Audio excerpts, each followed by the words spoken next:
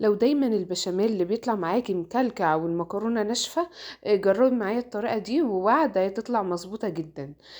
معايا هنا كيس مكرونة 400 جرام. غليت مية ونزلت فيها المكرونة.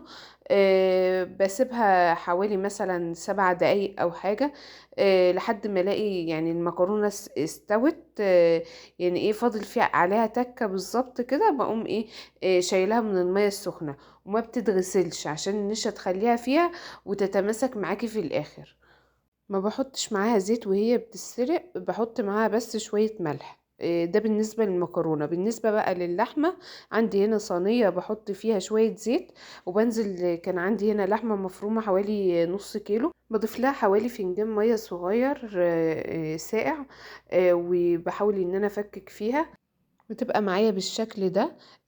بعد كده بقلبها كويس جدا، وبضيف لها بقى شوية ملح وشوية فلفل. ما بحبش فيها توابل كتير، انت حابة تضيفي مثلا بهارات براحتك. المهم بعد ما بتبقى يعني لونها بيبقى باللون ده، بنزل عليها ببصلاية وبقلبها كويس لحد ما تدبل.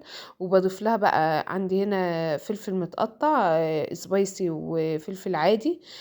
بقلبهم كويس جدا مع بعض وبوطي عليها النار لحد ما تستوي. انت حابة تضيفي اي اضافات، مثلا طماطم مبشورة، اي حاجة، دي حسب ذوقك. هنا ضفت لها اهو الملح والفلفل بس كده، وطيت عليها خالص. بالنسبة بقى للبشاميل، عندي هنا حلة ما تكونش بتلزق. بحط فيها معلقتين سمنة وشوية زيت. وبحط فيها 4 معالق دقيق، أو 3 براحتك، بس يكونوا مليانين. أنا هنا ضايفة حوالي 4 معالق دقيق كبار. ماشي. بقعد اقلب فيها يعني ايه، تقليب مستمر لحد ما احس ان ريحة الدقيق بدأت تظهر.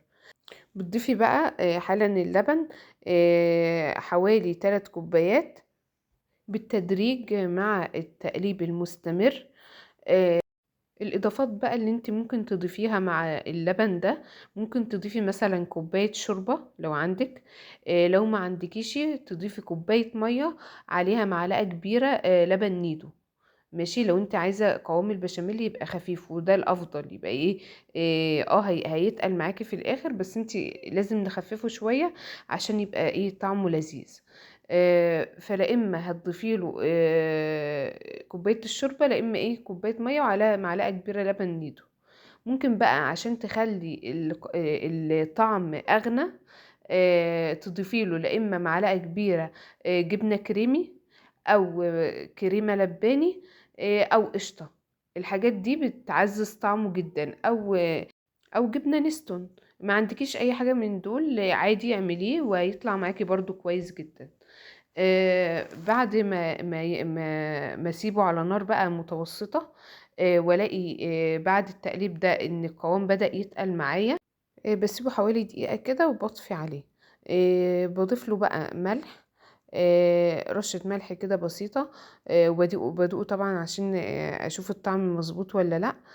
وشوية فلفل أسمر. ممكن تضيفي له بقى أي توابل انت حباها. في ناس تحب تضيف مكعب مرق، ممكن تضيف رشة جوزة الطيب. أنا عن نفسي ما بحبش الحاجات دي خالص. فانت وذوقك بقى في الطعم. في الوقت ده هبدأ أجهز القالب اللي أنا هحط فيه المكرونة. بضيف نص المكرونة بالشكل ده. في الوقت اللي أنا برص فيه المكرونة، كنت مشغلة الفرن على درجة 180 لحد ما يسخن خالص. أكون جهزت المكرونة.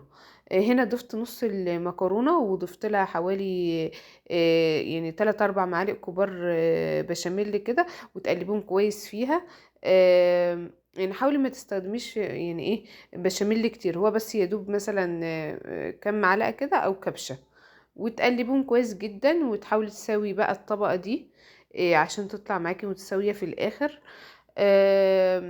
وبعد كده بتكوني طبعا عندك اللحمة المفرومة. هبدأ هنا ارصها بقى يعني طبقة كويسة جدا. تكون اهم حاجة ان انت تعمليها، تنزلي بالكمية كلها تقريبا. وتسويها كويس جدا كطبقة في النص. وبعد كده النص التاني من المكرونة برضو هتضيفي له شوية بشاميل. وتقلبيهم فيه كويس جدا، وتضيفيهم طبعا فوق اللحمة المفرومة بالشكل ده، وتساوي الطبقة اللي فوق كويس قوي قوي. وهيبقى طبعا متبقي عندك بقية البشاميل الجزء الأكبر، هتضيفيه على الوش. ماشي. ممكن بقى حابة بتحب البيض في طعم البشاميل، تستني لما بقية البشاميل ده يبرد خالص وتضيفي له بقى صفار بيضة، وتقلبيه معاه كويس قوي، وتقومي ضيفاه على وش يعني ايه، وش الطاجن بالشكل ده. وتساوي ويعني تحاولي تهزي الصينية شوية كده، او تسويها بحيث ان البشاميل ينزل مع بقية الطبقات. حابة بقى تضيفي جبنة شيدر، جبنة موزاريلا على الوش، ضيفي، يعني هيبقى الشكل جمالي اكتر. مش عندك خلاص استكفي بكده، وهتبقى معاك ان شاء الله زي الفل. بتمسحي الحروف بتاع الصينية عشان برضو الشكل الجمالي بتاعها. هنا بدخلها الفرن في الرف الأوسط لمدة من تلت ساعة لنص ساعة. أول ما البشاميل يغلي من الجوانب، بطفي عليها وبولع عليها الشواية من فوق. يعني حالا عندنا المقياس ان البشاميل يغلي من الأطراف. اول ما يغلي تقومي ايه حطها تحت الشواية تاخد لون. بتقعد حوالي 10 دقايق تحت الشواية، وهتطلع معاكي بالشكل الجميل ده. للأمانة انا حاطة على الوش جبنة موزاريلا. آه انتي برضو يعني انا ما ضفتش بيض، انا ضفت بس جبنة موزاريلا في الاخر. البيض برضو بيديلها شكل كويس. لو بتحبي بقى المكرونة جوسي، هتاكليها اول ما تطلع من الفرن.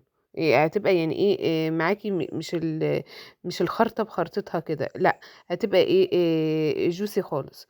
لكن لو عايزاها كده سيبيها تبرد تماما، ويفضل ان انت بعد ما تبرد تحطها التلاجة، هتطلع معاكي متماسكة بالشكل ده وبألف هنا.